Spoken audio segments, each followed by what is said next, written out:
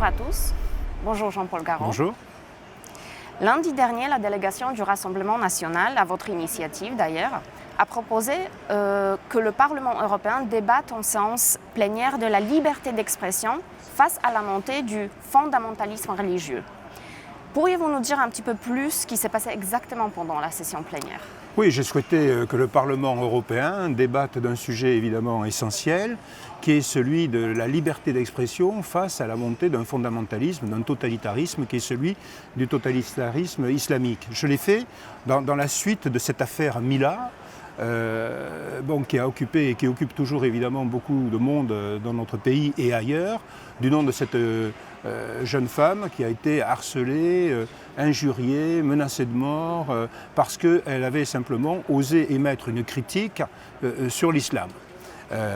Donc ceci devait normalement ici dans cet édifice, dans cette structure qui est toujours là pour lutter contre toutes les discriminations, pour préserver le pluralisme, pour lutter contre les stigmatisations, je pensais qu'ici on pourrait débattre quand même d'un sujet important par rapport donc à cet islamisme qui est de plus en plus évidemment préoccupant.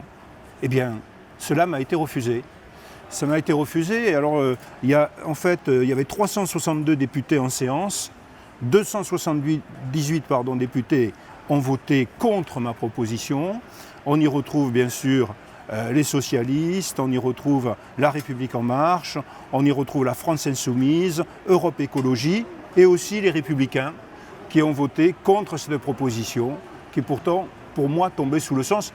Pas tous les Républicains, puisque François-Xavier Bellamy, dans une sorte d'éclair de courage et de lucidité, a voté pour ma proposition. Voilà. Quel est du coup le symbole de ce geste du Parlement qui refuse, qui rejette cette proposition ? Ce qui est intéressant, naturellement, c'est de savoir quelles sont les raisons de ce refus. Parce qu'on traite beaucoup de choses qui ont plus ou moins d'importance, mais celle-là, on ne veut pas la traiter. Et alors, ce qui est intéressant de noter, c'est qu'au même moment, au moment où le président de la République française, Emmanuel Macron, se dit favorable à un droit au blasphème, c'est-à-dire favorable au droit de critiquer une religion, eh bien, en même temps, ce qui caractérise la République macronienne, donc, en même temps, on a des députés de sa majorité, je dirais, ici au Parlement européen, qui votent contre ma proposition, qui pourtant étaient là pour finalement discuter fondamentalement d'un droit au blasphème. On se devait de le dire et de l'affirmer.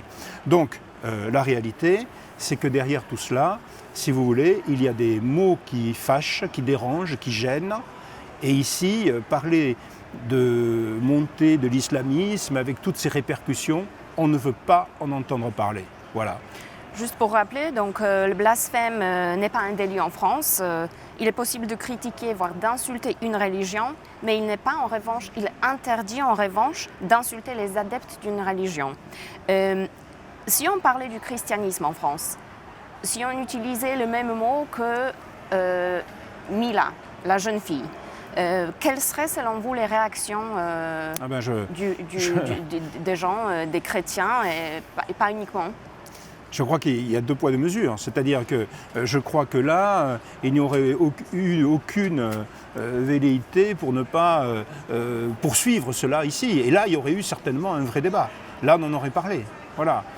C'est ce qui est... Bon, nous sommes ici députés européens de notre groupe Identité et Démocratie. On a été portés ici pour poser les vraies questions, pour poser celles qui doivent être tranchées. Or, malheureusement, le politique, je dirais, majoritaire ici, est incohérent et quelquefois même, il dénote une certaine lâcheté par rapport à des sujets qu'il devrait affronter.